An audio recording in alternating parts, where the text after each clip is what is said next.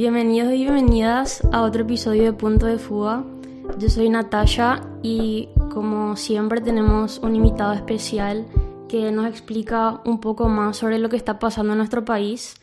Y ahora como estamos saliendo un poco de las elecciones municipales y todo lo que dejó, queríamos hablar con Milda Rivarola porque ella es socióloga, agrónoma y también historiadora y tiene mucho conocimiento de política y queríamos que nos ayude un poco a hacer un análisis de lo que estuvo pasando. ¿Cómo estás, Milda? ¿Cómo están ustedes? Estamos bien. Súper bien, súper Estamos bien. un poco... La verdad nos quedamos un poco decepcionados después de las elecciones. Como que fue un poco un golpe de realidad capaz para nosotros que venimos de una generación que está empezando a votar y no sé si éramos tan conscientes de la realidad de la política en el país y por ahí entrábamos con más esperanza a las elecciones. Pero por eso también queríamos hablar un poco contigo, porque pienso que a pesar de que estemos un poco decepcionados capaz, es interesante hacer un análisis y tratar de entender el porqué de las cosas y no solamente quedarnos en, bueno, otra vez volvemos a lo mismo y quedarnos solamente con eso y poder seguir tratando de cambiar un poco nuestro país, ¿verdad? Entonces, no sé cómo, o sea, cómo quedaste vos con el resultado de las elecciones municipales. ¿Qué te pareció? O sea que en ese momento, sobre todo porque aparecieron mecanismos nuevos que no había antes en el sistema electoral paraguayo. Lo primero que yo pensé es, pobre esa gente joven que se acerca a los locales electorales con entusiasmo, con ganas de participar y descubre algo que ya hubo en las siguientes elecciones, que es parte de la lógica partidaria. Y lo primero que pensé en los jóvenes que votaban por primera vez, y hubo grupos que hicieron observación electoral y ese tipo de cosas. Pero es un baño de realidad, digamos. Los mayores ya fuimos conociendo cómo se estructuró y se armó ese sistema en el sinnúmero de elecciones que tuvimos del 91 para adelante, ¿no? 89 y 91 para adelante. Bueno, y ya que tenés como un conocimiento amplio de cómo estuvo nuestra política desde un contexto histórico, digamos, vos a los candidatos que se presentaron a la intendencia esta vez, ¿viste algo nuevo en ellos? ¿O cómo les podrías describir como cuando se te presentaron como candidatos, qué fue lo primero que pensaste sobre ellos? ¿Era lo que se repetía o por ahí viste algo interesante, algo nuevo en ellos? Es difícil generalizar, porque, sobre todo porque en las elecciones municipales las circunscripciones electorales son diferentes a las nacionales. O sea, la unidad que vota y sobre la cual se cuenta mayoría o porcentaje de concejales ya no es el país ni es la gobernación, sino que son distritos pequeñitos, ¿verdad? Entonces, la gente tiende a agrupar nomás como si fuera una nacional dividida en pedacitos y no es eso. O sea, uno puede comparar los resultados de estas municipales que todavía no se hizo por el Tribunal Electoral. O sea, que no se procesó esa información para poder ver los cambios y tendencias. Con la de 2015 o con la siguiente que va a ser el 2025, digamos. Pero técnicamente no se pueden proyectar estos datos hacia las nacionales. En las municipales normalmente siempre hay un peso mayor del bipartidismo. Eh, Incluso hubo en las elecciones del domingo municipios donde muy pequeños, recientemente creados, muchos de ellos, donde ni siquiera hubo lista opositora, donde se fueron a elecciones con lista única. Lo que sí se ve a nivel azuceno, sobre todo, que es importante para los que nacimos y vivimos acá, Y hay un estudio de Mabel Causarano y de Vladimir Velázquez reciente sobre eso, como en las elecciones iniciales, la de 1991, tanto la candidatura ganadora, que fue la de Filisola en ese momento, Asunción para Todos, como incluso las coloradas o las liberales llevaban un programa. O sea, estudiaban el estado de Asunción, los problemas que había que resolver, diseñaban política para cambiar eso, ¿verdad? También a nivel nacional, digamos, o sea, hay programas de gobierno de los principales partidos en el 93, en el 98, hasta en el 2003. Lo que sucedió en Asunción es que ahora ya no había más programa del candidato colorado. O sea, se basó en algunos eslogan, en la afinidad partidaria, el color, el pañuelo, ese tipo de cosas, ¿verdad? Que es muy raro porque de Asunción nació eso de enfrentar una candidatura con un diagnóstico y con programas de cambio, ¿verdad? En este momento ya hay nada, o sea que los colorados se van, incluso tampoco los liberales mostraron ninguna de las dos cosas, ni diagnóstico, ni un programa estructurado de gobierno, ¿verdad? O sea, en ese sentido hubo como una involución fuerte. Sin embargo, en otros distritos grandes, no tan grandes como Asunción, pero con una dinámica demográfica y económica creciente, que es el caso de Encarnación o el caso de Ciudad del Este, sí hubo programas. O sea, incluso concejales, candidatos a concejales presentaban diagnósticos y programas de qué iban a hacer como concejales, no como titulares en su... O sea, tampoco se puede generalizar, no hubo programas en todos los lugares. E incluso en Asunción, candidaturas pequeñas presentaron programas o discutieron, debatieron programas, ese tipo de cosas. A nivel global, incluso que no se pueda comparar con las nacionales, lo que sucedió es, en base a los datos que hay hasta ahora,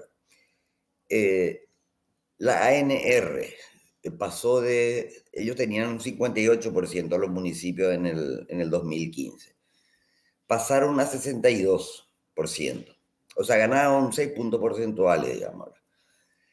Los liberales cayeron 8 puntos porcentuales, en este momento tienen menos de la cuarta parte de los distritos del país, digamos.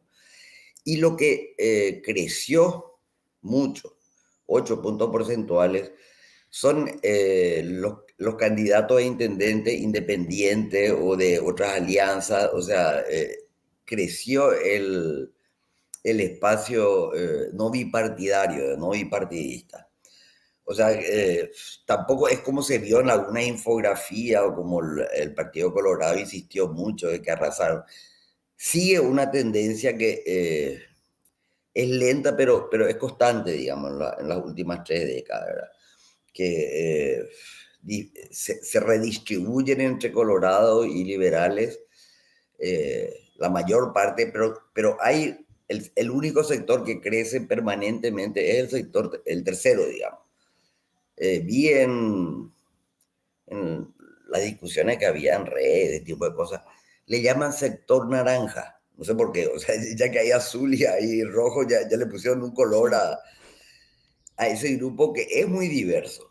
O sea, allí hay de todo, pero que está creciendo, digamos. También en el Senado sucede lo mismo, ¿verdad? O sea, esa pesada mayoría colorada liberal está disminuyendo y normalmente siguen creciendo las terceras alternativas, digamos. Muy lento, pero crecen. Bueno, por lo menos de a poco. Pero Em, esas alternativas de repente se convierten en satélites de los colorados. A Em, nivel parlamentario, a nivel de Senado sobre todo, digamos, tienen menos presencia en diputados. Se estuvo apelando, quizá por la incapacidad de los grandes partidos de poner figuras nuevas. Se apeló mucho. Pachaquería hizo eso, los partidos pequeños también, a figuras mediáticas.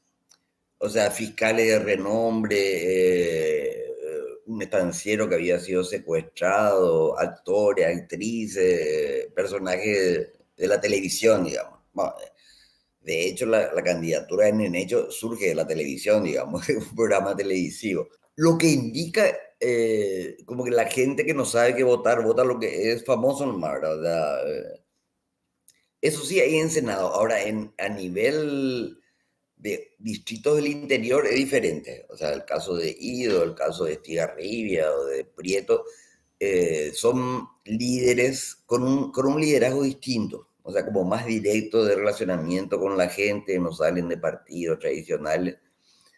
Y no ganaron porque eran famosos, sino porque tenían una gestión previa buena en el municipio que había retirado a los electores de la trampa clientelar. O sea, de votar porque me da un cargo, o de votar porque a última hora me tiraron 100 o un 200.000 guaraníes, digamos. O sea, cuando se reúne la condición de liderazgo nuevo, digamos, bueno, con gestión o credibilidad, como que esa población retenida bajo clientela o corrupción electoral vota libremente, sale, o sea, se escapa de eso y elige otro tipo de cosas, ¿verdad? Qué interesante. ¿Y por qué pensás que, por ejemplo, la gente de repente vota por siempre por los partidos tradicionales solamente por el hecho de que esta persona está dentro del Partido Colorado, entonces yo le voto? Porque muchas veces también pasa que la gente solamente vota por intereses económicos a pesar de tener como una educación alta, piensan más otra vez en lo que le beneficia al final, digamos, en ese sentido. Cuando los liberales gobernaban, que fue hasta el 40, 1940 del siglo pasado, la mayoría de la gente era liberal. O sea, y no es tanto que ganaban los liberales porque la mayoría de la gente era liberal, sino que porque el gobierno era liberal, la población mayoritariamente era liberal. Lo que sucede desde, sí, desde mediados del siglo XX, digamos, es que la hegemonía colorada, o sea, los colorados, y suben al poder con una revolución, no suben con unas elecciones, digamos, en el 47, encuentran un Estado muy crecido, o sea, con entes públicos, con industria y empresas públicas, con ministerio creciente, ¿verdad?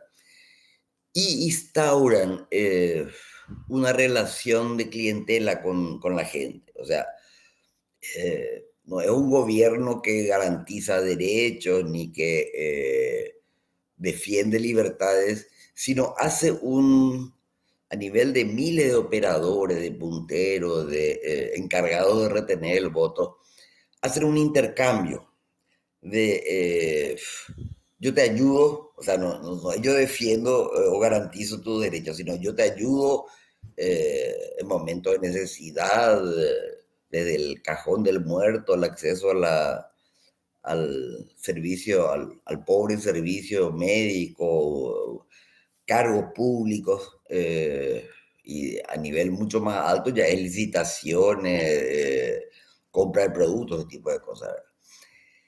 Ese sistema clientelar que funcionó bajo el electronismo, se expandió bajo el electronismo, digamos. O sea, era eso más represión y tortura y muerte, ¿verdad? Pero jugaban con los elementos. Esa lógica, no es que te voto porque sos mejor o creo que vas a hacer un buen gobierno, sino te voto como intercambio por algo que vos me diste, porque me vas a proteger, porque sos mi caballo, dice la gente, ¿verdad? Vas a darme algo, entonces yo eso pago en el momento de las elecciones.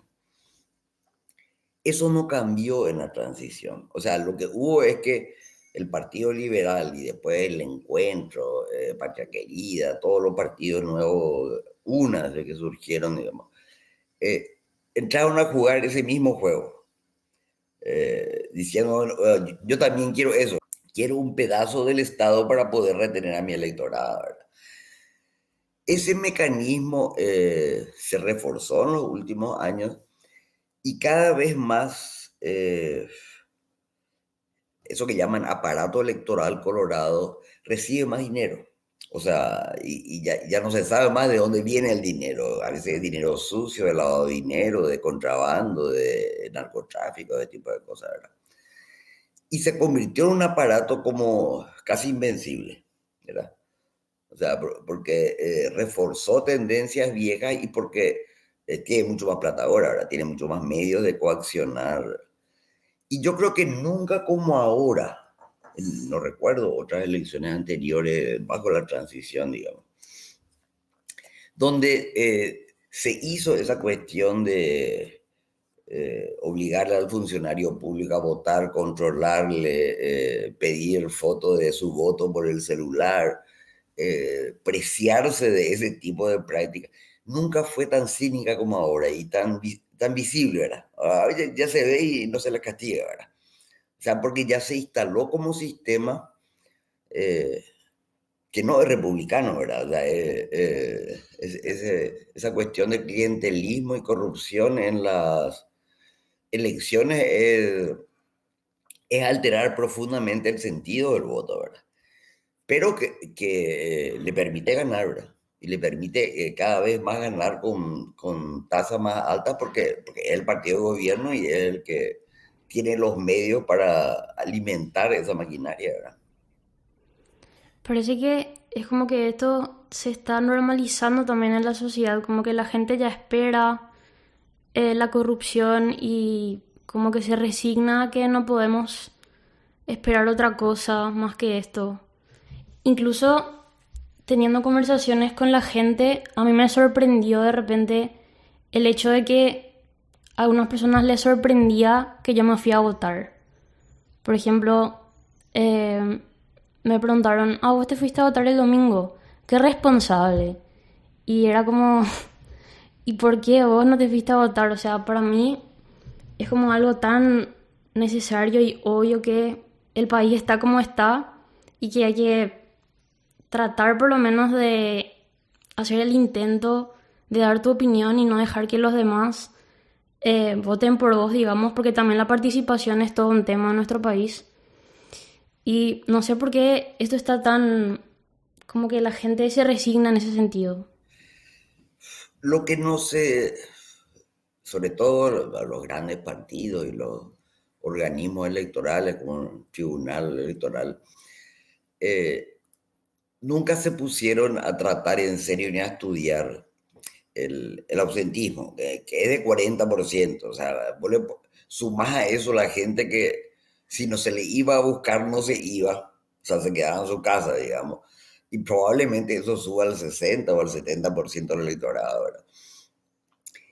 Ese desinterés, esa desconfianza, ese no me importa lo que sucede y no voy a votar. O sea, incluso hubo un proyecto, hay un proyecto de ley hace poco, le llaman de muerte cívica para multarle a la gente que no se va a votar, ¿verdad? Eh, y impedirle tener un pasaporte o hacer gestiones. Tiene que ser estudiado porque es una presión de rechazo de la gente, ¿verdad? O de desesperanza, de confianza, o sea, no me va a salir nada, no gano nada con este proceso electoral y ya que no gano nada, puedo ganar un poquitito, ¿verdad? O sea, puedo ganar que me reafirmen en mi contrato en algún ministerio o en último caso, que me paguen un dinerito para el asado de ese día, ¿verdad? Hay que estudiar eso porque o sea, están diciendo algo esa gente, ¿verdad? O sea, al no irse o al no tener interés, están hablando del, sí, de la desconfianza, de la indiferencia, del desprecio hacia algo que debería ser, como todavía dicen los titulares, una fiesta cívica, digamos. Sí, ¿Y totalmente. cómo se combate esa humildad? Con, capaz con un candidato que realmente todo el mundo diga, bueno, esta persona sí puede traer cambios o ni así. Bueno, la figura del candidato, sobre todo para pelearse con los partidos, es importante, ¿verdad? O sea, los partidos mueven sus mismas fichas, te presentan las mismas caras hace tiempo, ¿verdad? De pronto él o la candidata atrae votos, ¿verdad? O sea, sobre todo si genera confianza en la gente, interés o confianza o esperanza, ¿verdad? Eh, pero hay dos eventos relativamente recientes que contribuyeron a... yo tenía una sensación de que la política es casi un destino. O sea, la sensación de impotencia de que nosotros no podemos cambiar la política, ya está eso, y es un ritual más que hay que ir a, qué sé yo, como las misas, digamos, tenemos más que ir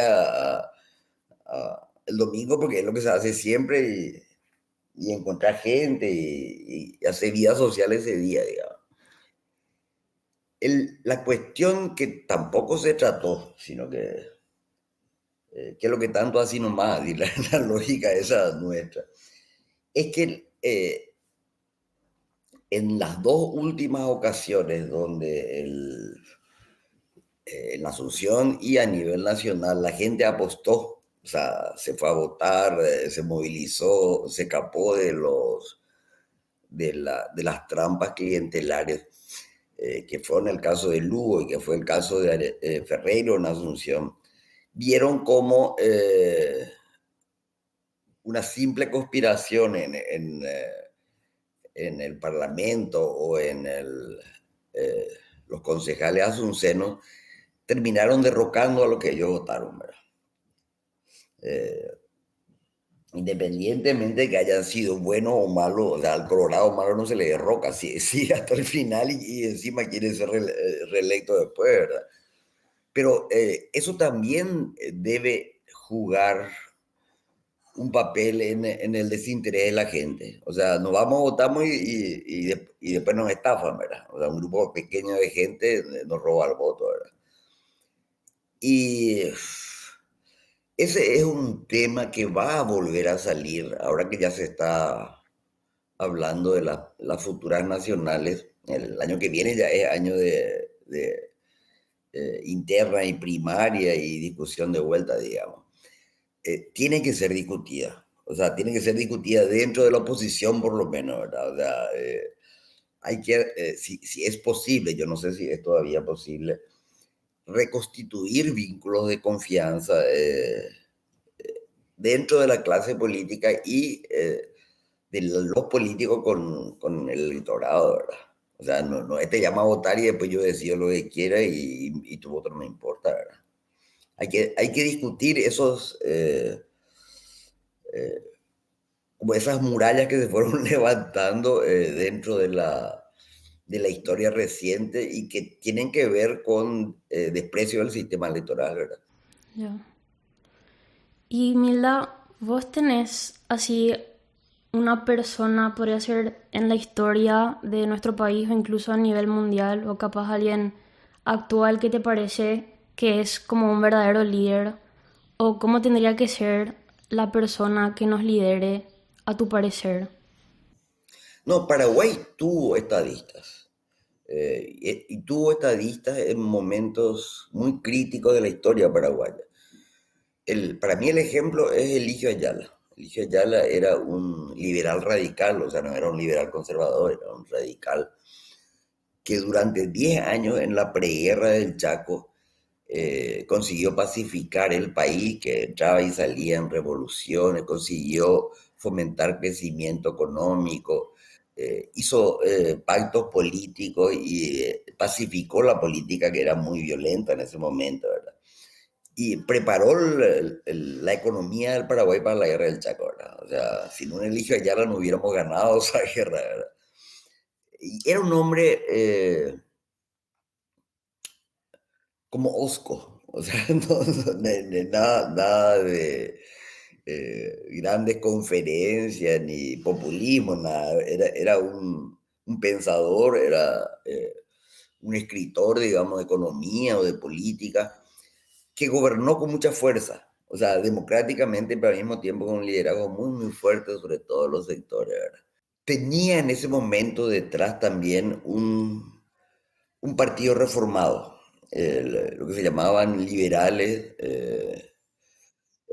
bajo una corriente más, no sé cómo decirte, no, un poco más social, pero sobre todo con otra idea del Estado, más keynesiana, digamos. Se transformó el Partido Liberal y el que le acompaña a él en el gobierno es un partido nuevo, no es el viejo partido, las rencillas y conservador, sino era nuevo. Y de alguna manera uno, si miramos el panorama actual de la oposición paraguaya, volvemos a ver la necesidad de que al menos los grandes partidos minoritarios, los grandes partidos opositores, también reformen su actuar, ¿verdad? Y su gente y sus propuestas, porque de otra manera les va a ser difícil volver a generar esperanza y arrastrar el electorado que no es liberal, ¿verdad? O sea, pero eso supone que te mostrás como un partido reformado, con propuestas, con una idea clara de qué hacer y con liderazgo potable, ¿verdad? Sí. Incluso parecía durante la campaña electoral que habían personas dentro del Partido Liberal que estaban tratando de crear este cambio partidario, digamos. Y ojalá surjan liderazgos nuevos.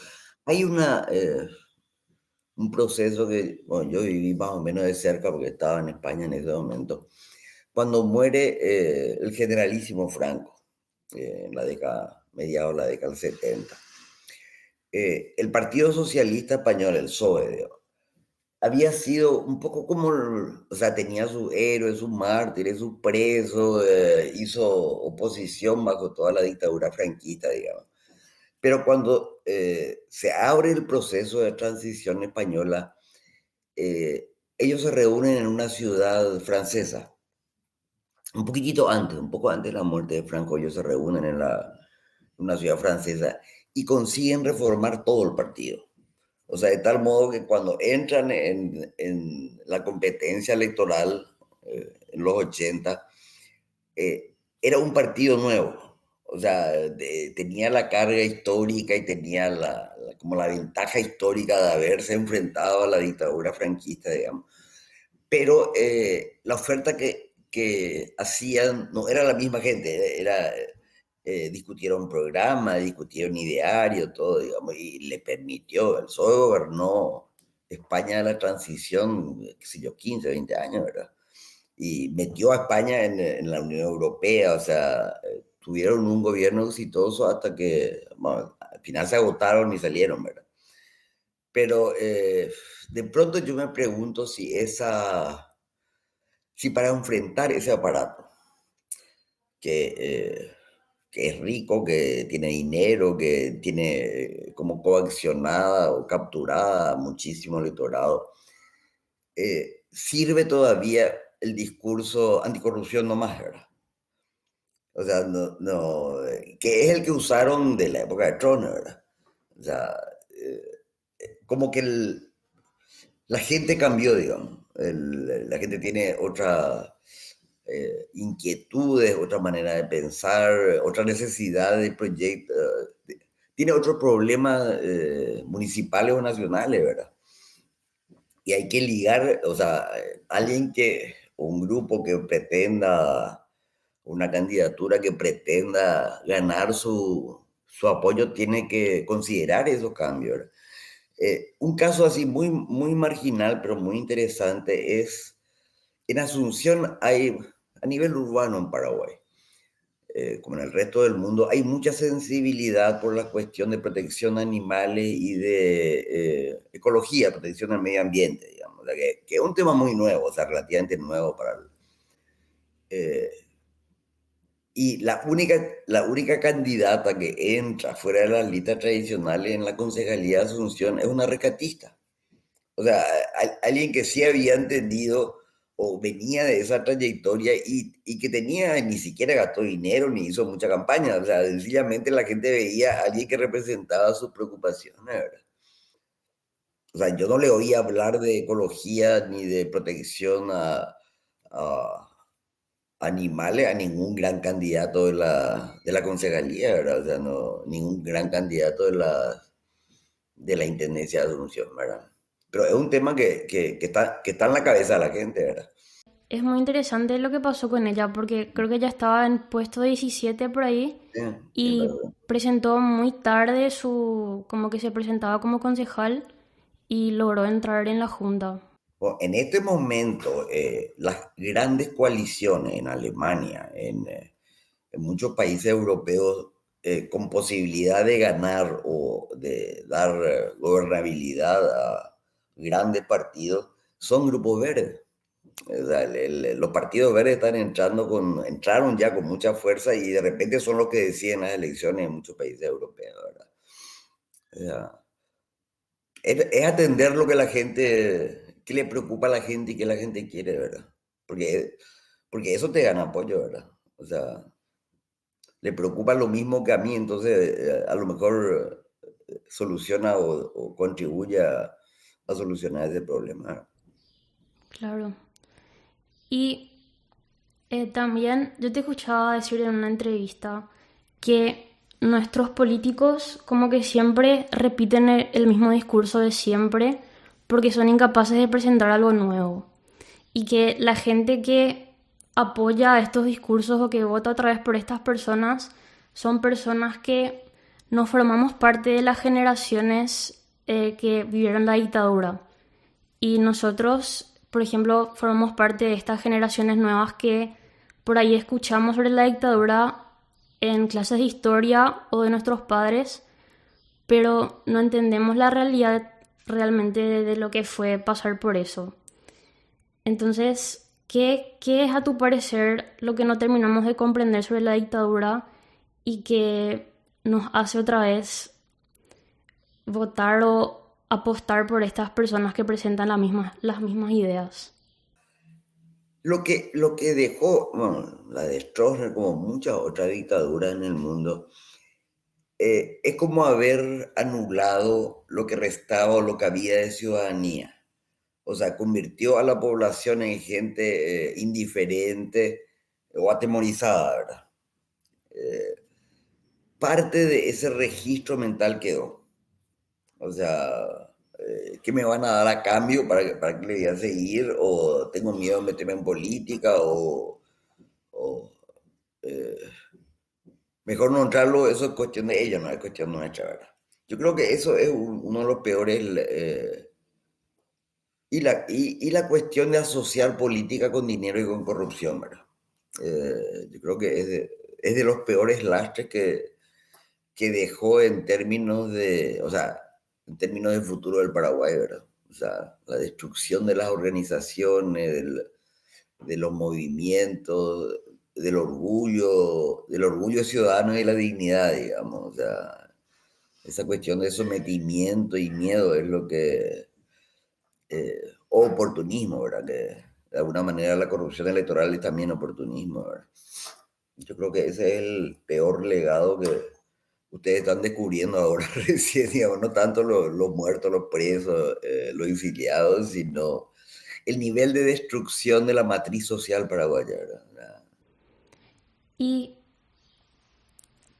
o sea, en nuestro sistema electoral, ¿qué cambios pensás que necesita realmente para funcionar mejor? Porque vimos tantos casos de corrupción durante la campaña o de votos comprados, como ya estábamos mencionando. ¿Y cómo sería como un sistema electoral ideal?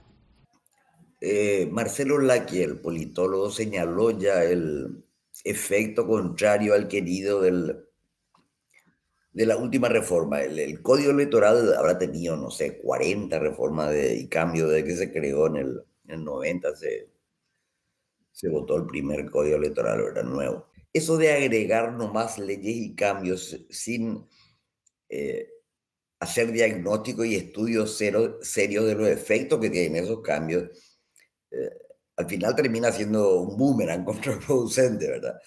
Eh, Tampoco las leyes cambian sistemas ni mentalidades. Hay una fantasía de, bueno, con una ley vamos a arreglar y no. Alcibiades González del Valle solía decir que el camino al infierno está empedrado de leyes paraguayas. O sea, porque tenemos esa mistificación de las leyes como creadoras de procesos eh, que no es cierto, digamos. Más que las leyes, que son fáciles de cambiar y no sirven a veces para gran cosa, o sirven para lo contrario de su objetivo original. es cambiar, es dirigirnos hacia la construcción de una república en el Paraguay. O sea, en el sentido de que el aparato de Estado, los ministerios, los entes, son organismos creados para satisfacer las necesidades, los derechos, generar garantía a la población, servicios de salud, educación, ¿verdad? Eso supone que lo que los americanos llaman civil service, que el cuerpo de funcionariado público, ya que es uno de los mejores pagados, ya que tiene muchas seguridades sociales que el empleado privado no tiene, no puede contratarse por lógica partidaria. O sea, tiene que pasar oposiciones, tiene que demostrar eficiencia o capacidades. No puede estar presionado a votarle a su jefe o al jefe de su jefe, digamos. O sea, tiene que estar libre de eso y tiene que ser relativamente estable. O sea, incluso sus mecanismos de ascenso tienen que responder a productividad o a eficiencia, no a cuestiones político-partidarias y electorales, ¿verdad? Bueno, bajo la época de Lugo, Lilian Soto intentó, era ministra de la Función Pública, hizo un proceso largo para ir cambiando eso, ¿verdad? O sea, y al final se dieron cuenta que no iban a tener voto en el Parlamento y dejaron, ¿verdad? Entonces, el Estado paraguayo sigue siendo la torta que se reparte en cuotas al partido de turno o a los jefes de los partidos de turno, ¿verdad? Y no funciona. O sea, es un Estado todo perforado y lleno de ineficiencia y de corrupción, ¿verdad? O sea, más que cambiar leyes, hay que hacer una profunda reforma del Estado mismo para que el Estado sirva a su función, ¿verdad? No sea nomás la torta que se reparte en los caudillos de turno, ¿verdad? Y eso necesariamente va a repercutir sobre el sistema electoral, ¿verdad? Y lo otro es que se crearon en transición el Tribunal Electoral, la Fiscalía, y los juzgados electorales, la Fiscalía misma, que dan por sentado de que esas cosas se hacen nomás en la elección y no hay que meterse mucho porque se van a enojar los caudillos, ¿verdad? O sea, cada vez van surgiendo más trucos y maneras de estafar a la electorada, ¿verdad? Que nadie ve, o sea, los mensarios no ven, los fiscales no ven, la policía no actúa, ¿verdad? Y que se va naturalizando, ¿verdad? En bueno, varios países de la región incluso, los que controlan el proceso electoral no son gente de los partidos. Son ciudadanos y ciudadanas que tienen eso como un deber, como una contribución cívica al proceso, ¿verdad? Eh, Acá son gente de los partidos a lo que hay que pagar para que estén en la mesa, ¿verdad? Y que ante cualquier conflicto actúan como miembros de partido, no actúan como ciudadanos defendiendo el derecho del elector, ¿verdad? Lo otro es que hasta en Brasil, no sé ahora, digamos que ya se están destruyendo muchas cosas en Brasil, el traslado de los electores está prohibido. O sea, si el elector no quiere irse a votar, no se va a votar, punto. No tenés ni que incentivarle para que se vaya a votar, ni tenés que llevarle. En todo caso, que se acerquen los locales de voto a la población, sobre todo las indígenas, digamos, que están muy aisladas. Pero en las ciudades, los que salimos, la gente que sale a trabajar o se va al colegio, se va al súper, todos los días hace ese recorrido. Y por su cuenta, o sea, o se va en su auto, o en su moto, o toma un ómnibus, digamos. Y justo ese día tienen que llevarle, porque pobrecito no puede caminar o no puede irse, ¿verdad? Todo ese tipo de elementos está alterando, está vaciando de contenido las elecciones, ¿verdad? O sea, ya no es más electorado libre que elige quién quiere que legisle o gobierne en su nombre, sino es... Sí, es como una fiesta de coacciones, pago, traslado, controles, digamos, que violan todo el principio republicano de que eh, de que trasladamos soberanía libremente en el día electoral, ¿verdad? Y yo también te escuchaba decir algo que me pareció muy interesante sobre las manifestaciones en redes sociales en una entrevista. Es como que vos decías que en las redes hay como que todas las personas son iguales, entonces no hay un líder que esté como llevando al resto hacia un lado concreto, digamos. Y eso me hizo pensar también en la campaña de ANR Nunca Más. No sé qué pensás vos sobre esta campaña y si pensaste capaz que podría tener algún resultado en las elecciones municipales. Hay gente que está estudiando, Enrico Poli se llama uno de ellos, ¿verdad? Un italiano que trabajó con un crítico de arte norteamericano. Eh, tiene dos libros, uno se llama Imperio, tiene viejo ya, del 2000 son esos libros, 2000 y algo. El segundo se llama Multitud. Ellos estudian las formas nuevas de participación política que hay en el mundo, ¿verdad?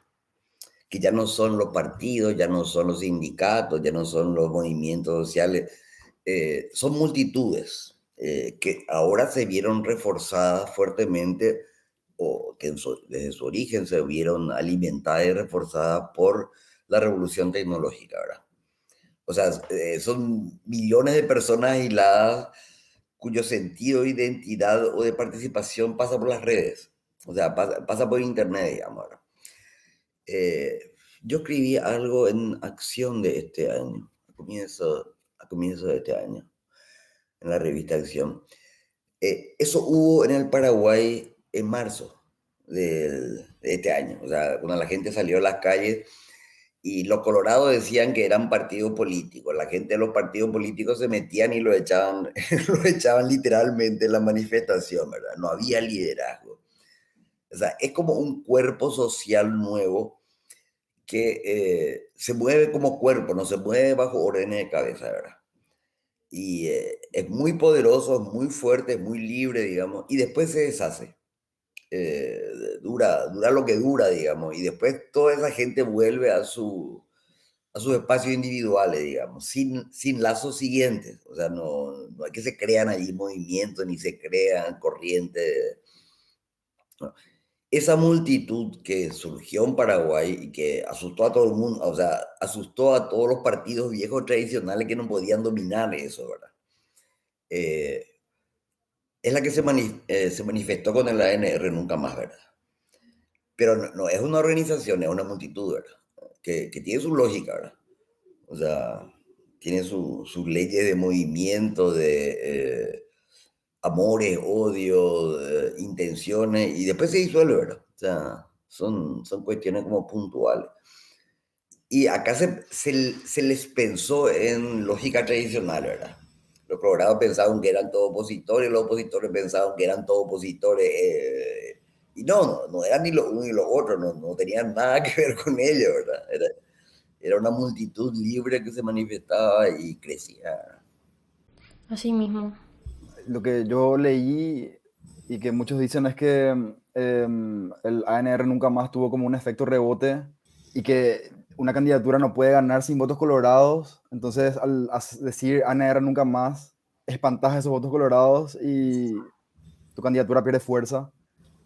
Em, ¿Qué opinas de eso, Mila? Y también pensando en lo que pasó en Ciudad del Este, que no fue necesariamente ANR nunca más, sino CDE no es HC. ¿Es la misma cosa eso o es diferente? No, en Alto Paraná sí hubo movimiento liderado, ¿verdad? O sea, el que llamó y convocó a una manifestación anticártel fue Prieto, claramente, ¿verdad? O sea, y hizo por redes, o sea, hizo a nivel de Twitter, hizo convocatoria. Me impresionó el manejo que tuvo el día de las elecciones. Eh, Porque al estar apoyado por muchos movimientos, él tiene ese mecanismo de ligarse directamente al elector o a la lectora, ¿verdad? O sea, él larga en Twitter nomás, ¿verdad? Que es muy moderno, ¿verdad? Eh, como entiende los procesos electorales, ya durante las elecciones dijo, no vamos a festejar, nadie se mueve, no vamos a festejar hasta que se cuente el último voto. Y ahí sus veedores se quedaron, sus veedoras se quedaron en la mesa, ¿verdad? Porque lo que sucede generalmente es que cuando los mesarios ven que ya perdieron, se van nomás. O sea, que ni siquiera cuentan todos los votos, se levantan y se van, que es un momento de mucho fraude, cuando ya no hay control, ¿verdad? Y la gente se quedó, o sea, se quedó hasta contar, no celebró, no mencionó boca de una, sino que se quedó a cuidar su voto. Y un siguiente Twitter suyo era: vamos a la Costanera a festejar. Y toda la gente se le fue detrás, ¿verdad? O sea, pero eso es liderazgo. Y es un liderazgo moderno, digamos. No es un liderazgo viejo que tiene que llamar a tu operador, que llama a su puntero, que controla, que exige fotos de voto. No es eso. Es una cosa mucho más directa y más ágil, digamos. Y que responde a un liderazgo fuerte, ¿verdad? Es decir, que al ANR nunca más le faltó un líder. Y esa historia bueno, es toda una discusión de qué es lo que hace a los liberales o a los colorados defender su partido, pese a todo, digamos, contra todo, ¿verdad? Eh, en el 2001, por primera vez, en la encuesta permanente de hogares preguntó, que es un censo, una encuesta anual de estadística y censo, ¿verdad?, cómo se había ido a votar la gente. Y eran dos respuestas alternativas. Una era: me llevó mi operador, y otro era: fui por mi cuenta, ¿verdad? En ese momento, el 25% de los encuestados dijo: me llevó un operador.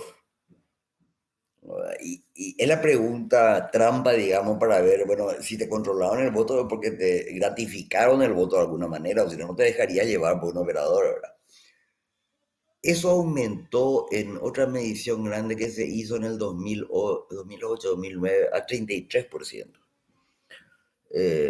Se supone, pero ya sin una encuesta bien establecida, en el control electoral que hizo Decidamos en el 2013, cuando ganó, 2013 o 2018, no recuerdo, esa tasa subió a 40%. O sea, si 2 de cada 5 electores es cooptado, o sea, tiene un voto controlado o incentivado, como dicen los punteros, ¿verdad? Hay que incentivarle. Le saca toda libertad a el 60% restante, ¿verdad? Porque ¿qué sentido tiene votar si alguien obligado o pagado para votar te vota en contra? O sea, ¿qué sentido tiene el voto libre cuando tenés ese porcentaje tan grande de gente con el voto? Y eso tiene que ver con financiamiento de las grandes candidaturas, que no se controla seriamente, corre muchísimo dinero sucio en ese momento y la semana anterior, ¿verdad? Y tiene que ver con que no es que los colorados o los liberales tengan miedo de que su partido caiga, tienen miedo de perder su cargo, su nombramiento, los privilegios laborales de que goza porque su jefe es de un partido.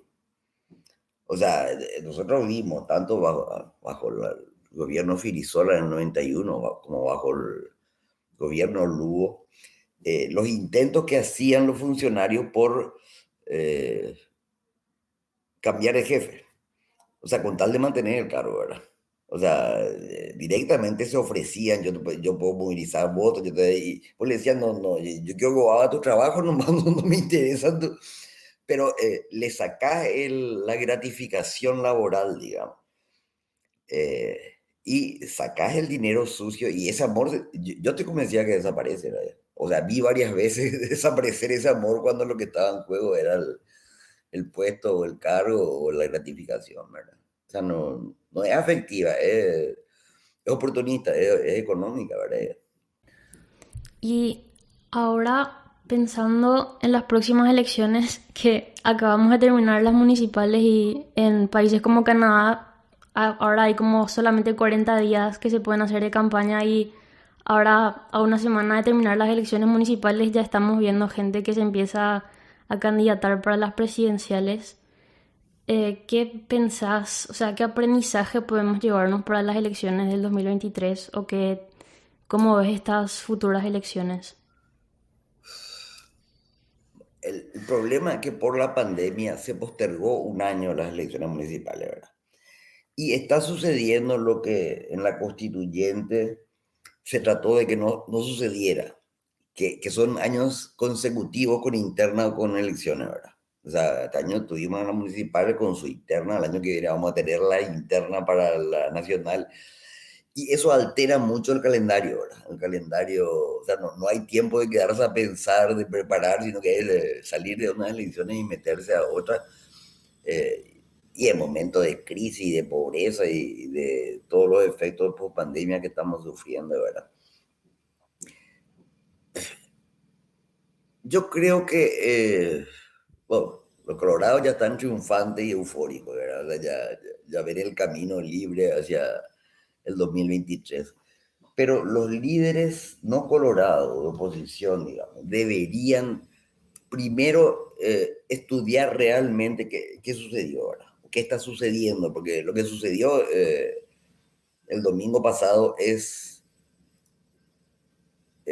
un evento más dentro de un proceso largo. O sea, no es que cambió todo, sino que es lo mismo un poquitito más nomás, ¿verdad? O sea, y eso es estudiar estadística, mapear el territorio y sobre todo tener una actitud autocrítica. O sea, si perdiste, tenés que ver por qué perdiste. Y tenés que estudiar también el que ganó, por qué ganó, ¿verdad? O sea, cuáles son los elementos que le favorecieron la victoria de la oposición o que generaron el fracaso de la oposición, ¿verdad? Y yo no, hasta ahora yo no estoy viendo eso, ¿verdad? El detenerse y pensar qué pasó, ¿verdad? O sea, qué pasó para poder tomar medidas para que no pase más, ¿verdad? Para que no vuelva a pasar otra vez, ¿verdad?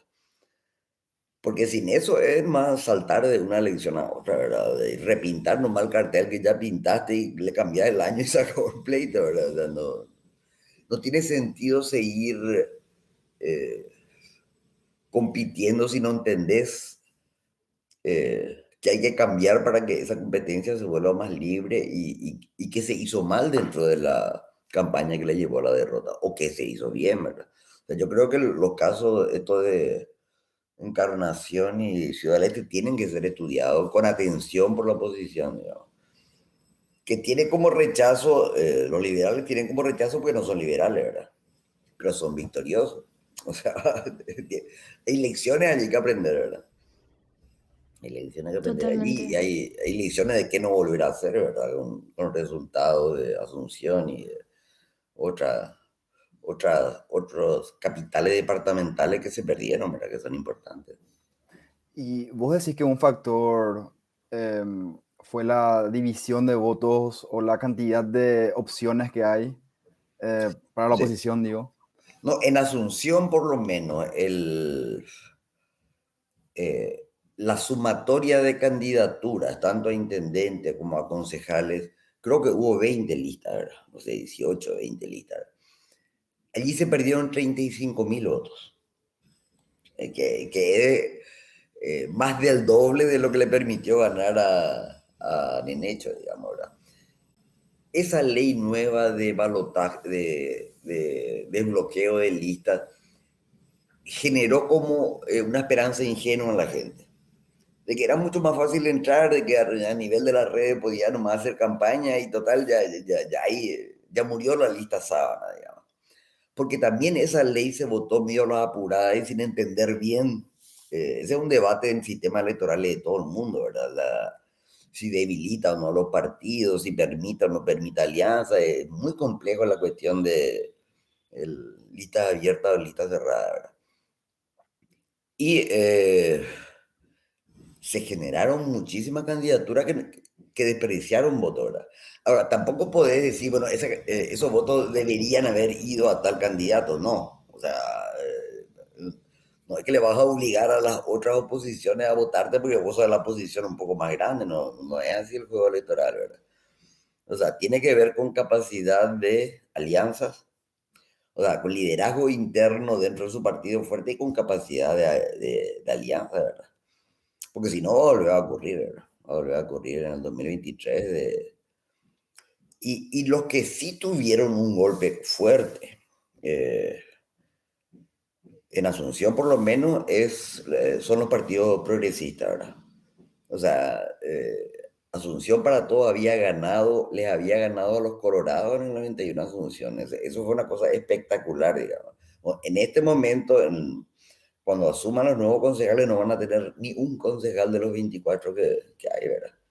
Y eso es un golpe muy fuerte eh, para el sector progresista, que sí se dividió en muchas candidaturas, ¿verdad?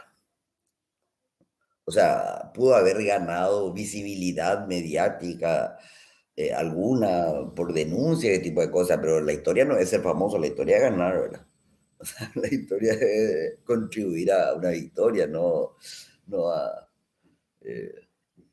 posicionarse dentro del propio partido, que es lo que de alguna manera hizo la izquierda y también hizo Nakayama, ¿verdad?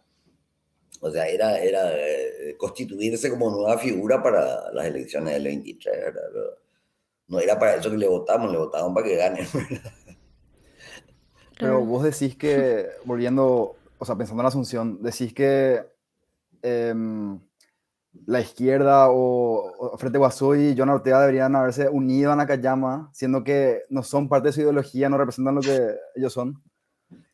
No, el discurso recurrente que tienen los liberales y que es medio ofensivo es: yo soy el candidato del partido más grande, ustedes tienen obligación de votarme. Y si no me votan son traidores o son vendidos, ¿verdad? Eso mismo. Eh, y no tiene sentido, o sea, eh, o te ganás la confianza y el apoyo de la gente, o te vas nomás con tus meras fuerzas de tu partido a medirte, ¿verdad? Pero esa técnica de hice una mala campaña, perdí, y al día siguiente o antes luego ya empiezo a culpar a los otros de mi pérdida, no, es como muy infantil, de verdad, es muy de niño que se le rompió el juguete y está buscando pegarle al hermanito para culparle de eso, ¿verdad? Están surgiendo en los límites de Europa, digamos. El caso de Hungría, el caso de Turquía, Erdogan. Una suerte de regímenes políticos con fachada de república democrática. Son altamente violadores de derechos, garantías, represivos, tienen niveles muy altos de corrupción y están durando en el tiempo. En este momento Turquía incluso está entrando a jugar dentro del norte de África, ¿verdad? O sea, no solamente el régimen de Erdogan se cimentó en ese país, sino que está interviniendo en la región, ¿verdad? Son como gobiernos a tener en cuenta, porque ese puede ser el futuro también de algunos gobiernos sudamericanos, ¿verdad? O sea, países que están medio en el límite o en la periferia de las grandes potencias y que están yendo hacia formas de despotismo disfrazado de democracia, ¿verdad? En este momento hay elecciones en Hungría, no sé si al fin de este año o el año que viene, ¿verdad? O sea, están en proceso electoral, ¿verdad? Se creó o están creando una coalición electoral que incluye desde socialistas hasta partidos que habían sido neonazis para vencerle al partido de gobierno, ¿verdad? Eh, y eso no se hace amenazándole con acusarle de traidor o de vendido a tu aliado. O sea, eso se hace con capacidad de pactar, de negociar, de encontrar denominadores comunes de gobierno, ¿verdad? O sea, casi todos los regímenes, casi todos, incluso los gobiernos democráticos europeos, ya son coaliciones de partidos. Ya no es más un partido, ya se acabó eso. Siempre son coaliciones donde se suma izquierda, derecha, verde, ese tipo de cosas, ¿verdad? Y eso es una capacidad que la oposición, los colorados no tienen necesidad, pues ya tienen el poder del gobierno y hacen lo que quieren, ¿verdad? Pues la oposición tiene que desarrollar esa cualidad. de saber negociar o armar coaliciones más allá del patoteo y las amenazas. O sea, los colorados pueden patotearlo, la oposición no puede, ¿verdad? O sea, los liberales no pueden patotear, no tienen ese poder, ¿verdad? O sea, tienen Claro, que acordar y tienen que negociar, ¿verdad? así es. Qué importante. Y como última pregunta para ir cerrando, hay algo que nosotros les preguntamos a todos nuestros invitados, que es ¿qué herramienta vos le dejarías a nuestros oyentes para mejorar el país desde tu punto de vista? Conocer y proponer, ¿verdad? Y sumar gente a las propuestas. O sea, y salirse de alguna manera que antes eran los sindicatos, los partidos, los movimientos, salirse de la pelea por beneficios individuales y pensar en términos colectivos, ¿verdad? O sea, pensar como sociedad o pensar como beneficio de la mayoría, no como a mí me conviene, a mí no conviene y me importa un bledo lo que suceda al resto, ¿verdad? O sea, pensar como colectivo, como sociedad, digamos, por lo menos algunos temas importantes, ¿verdad? Que hay muchos, o sea, Bueno, Paraguay está teniendo cada vez más problemas que se suponía que ya habían sido superados y que están apareciendo con más fuerza ahora. así Pensar como es. sociedad, digamos, no como individuo egoísta y aislado. Y sí, pero difícil eso. No hace falta. Bueno, Milda, te agradecemos muchísimo por tu tiempo y por haber hablado con nosotros. La verdad, para mí fue como una clase magistral de política esta charla. Siento que tengo muchas más claras las cosas que de repente no terminaba de entender. Así que te agradecemos muchísimo y cuando quieras, por favor, vuelve a charlar con nosotros sobre Okay. esto. Muchísimas gracias a ustedes y sigan en lo que están haciendo, que es bueno, ¿verdad? O sea, tener una palabra y hacer prensa de manera independiente, ¿verdad? Muchísimas gracias.